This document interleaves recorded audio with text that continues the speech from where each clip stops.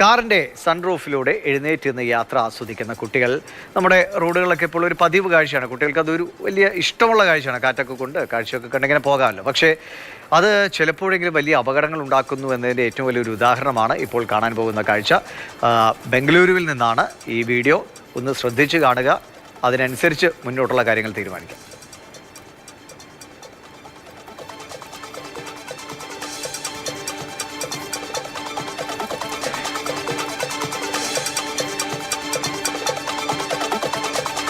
അപ്പോൾ K B Sreedharan ഇതിനെക്കുറിച്ച് നമ്മളോട് കൂടുതൽ പറയും. ശ്രീധര, ഇപ്പോൾ ഇറങ്ങുന്ന കുട്ടികളുടെയൊക്കെ വാശിക്ക് കൂടി വേണ്ടിയിട്ട് പലപ്പോഴും അവരുടെ ഇഷ്ടത്തിന്, വാശിയെന്ന് പോട്ടെ, ഇഷ്ടത്തിന് വേണ്ടിയിട്ട് സൺറൂഫുള്ള വാഹനങ്ങളൊക്കെയാണ് ആളുകൾ എടുക്കുന്നത്.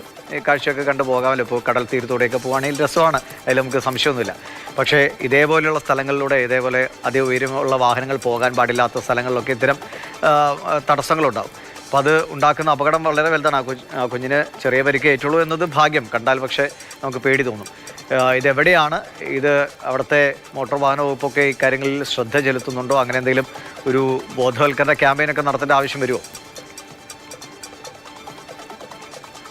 തീർച്ചയായിട്ടും ഇക്കാര്യത്തിൽ ഒരു വലിയ ബോധവൽക്കരണം ആവശ്യമുണ്ട് ദിവീഷ്. അതായത് നേരത്തെ പറഞ്ഞ പോലെ തന്നെ ഈ സൺറൂഫുള്ള വാഹനങ്ങൾ ഇപ്പോൾ ട്രെൻഡാണ്. അതായത് ആളുകൾ ആവശ്യമില്ലെങ്കിൽ പോലും സൺറൂഫുള്ള വാഹനങ്ങൾ തിരഞ്ഞെടുക്കാൻ നിർബന്ധിതരാകാറുണ്ട്. അതോടൊപ്പം തന്നെ ചില വാഹനങ്ങളിൽ ഇൻബിൽട്ടായിട്ട് സൺറൂഫ് വരികയും ചെയ്യുന്നുണ്ട്. കുട്ടികൾ പ്രത്യേകിച്ച് ഈ സൺറൂഫൊക്കെ തുറന്ന് അതിന് മുകളിൽ തലയിട്ട് കാഴ്ചകൾ ആസ്വദിക്കുന്ന വീഡിയോകൾ നമ്മൾ ഒരുപാട് കണ്ടിട്ടുണ്ട്. കേരളത്തിൽ തന്നെ ഇത് ഒരുപാട് ആളുകൾ ഇത്തരത്തിൽ പോകുന്നത്, ഹൈവേയിലൂടെയൊക്കെ പോകുന്നത് നമ്മൾ കാണാറുണ്ട്. പക്ഷേ കേരളത്തിൽ കുറച്ചുകൂടി എനിക്ക് തോന്നുന്നു ഇക്കാര്യത്തിൽ RTO നടപടികൾ സ്വീകരിക്കാറുണ്ട്. പക്ഷേ കർണാടകയിൽ ബംഗളൂരു നഗരത്തിൽ വിശേഷിച്ച് ഇതൊരു രാത്രികളിലൊക്കെ നമ്മൾ നോക്കിയാൽ ഈ ആഡംബര SUVകളിലൊക്കെ ആളുകളിങ്ങനെ സൺറൂഫിന് മുകളിലൂടെ കുട്ടികൾ തലയൊക്കെ പുറത്തിട്ട് പോകുന്നത് പതിവ് കാഴ്ചയാണ്. ഇക്കാര്യത്തിൽ ഒരു നടപടിയൊന്നും ഒരു കാലത്തും ഉണ്ടാവാറില്ല.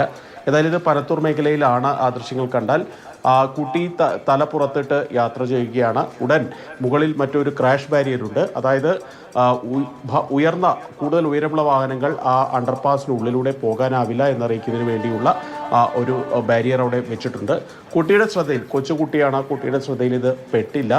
പെട്ടെന്ന് വേഗത്തിൽ വാഹനം മുന്നോട്ട് പോകുമ്പോൾ കുട്ടിയുടെ തല വന്ന് ആ ബാരിയറിൽ ഇടിച്ച് കുട്ടി താഴേക്ക് വീഴുകയാണ്. അയ്യോ എന്നുള്ള കരച്ചിലൊക്കെ നമുക്കതിൽ കേൾക്കുകയും ചെയ്യാം. ഏതായാലും കുട്ടിയെ ഉടൻ തന്നെ ആശുപത്രിയിൽ എത്തിച്ചു. ഗുരുതരമായിട്ടുള്ള പരിക്കുകളില്ല എന്നുള്ളത് ഭാഗ്യം ആയിട്ടുള്ള കാര്യമാണ്. ഇത് പറയുമ്പോൾ തന്നെ കഴിഞ്ഞ ദിവസം ബംഗളൂരുവിലേക്ക് വരുന്ന വഴി, ഞാൻ കാറോടിച്ച് വരുന്ന വഴിയിലായിരുന്നു. ബന്ദിപ്പൂർ കാട്ടിലൂടെയും അതുപോലെ തന്നെ ഈ ഗൂഡലൂർ ചുരത്തിലൂടെയൊക്കെ ഒരുപാട് ആളുകൾ ഇങ്ങനെ സൺറൂഫിന് മുകളിലൂടെ കുട്ടികളെ തല പുറത്തിട്ടൊക്കെ യാത്ര ചെയ്യുന്നത് കണ്ടിട്ട്, ഈ കാട്ടിലൂടെയൊക്കെ പോകുമ്പോൾ അല്ലെങ്കിൽ ഘാട്ട് സെക്ഷൻ ചുരത്തിലൂടെയൊക്കെ പോകുമ്പോൾ ഈ മരക്കൊമ്പുകളൊക്കെ പുറത്തേക്ക് വീഴാനുള്ള സാധ്യതയുണ്ട്. പ്രത്യേകിച്ച് മഴയ്ക്കുള്ള സമയമാണ്.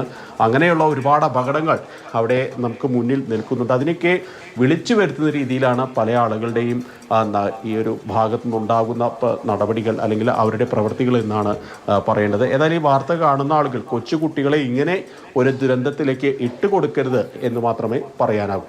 ശരിയാണ് ശ്രീധർ. ഇപ്പോൾ കുട്ടികളൊക്കെ വാശി പിടിക്കുമായിരിക്കും. പക്ഷേ ചില കാര്യങ്ങളിൽ അവരുടെ വാശിയെ നമ്മൾ കാര്യങ്ങൾ പറഞ്ഞ് അവരെ മനസ്സിലാക്കിക്കാനുള്ള ഒരു ശ്രമം അച്ഛനമാരുടെ ഭാഗത്തു നിന്ന് ഉണ്ടാകണം. എല്ലാവർക്കും എപ്പോഴും പറ്റണമെന്നില്ല. പക്ഷേ നമ്മളായിട്ട് അറിഞ്ഞുകൊണ്ട് അപകടങ്ങൾ ക്ഷണിച്ചു വരുത്താതിരിക്കുക എന്നതേ ചെയ്യാൻ കഴിയും. ശരി ശ്രീധര, കാണാം.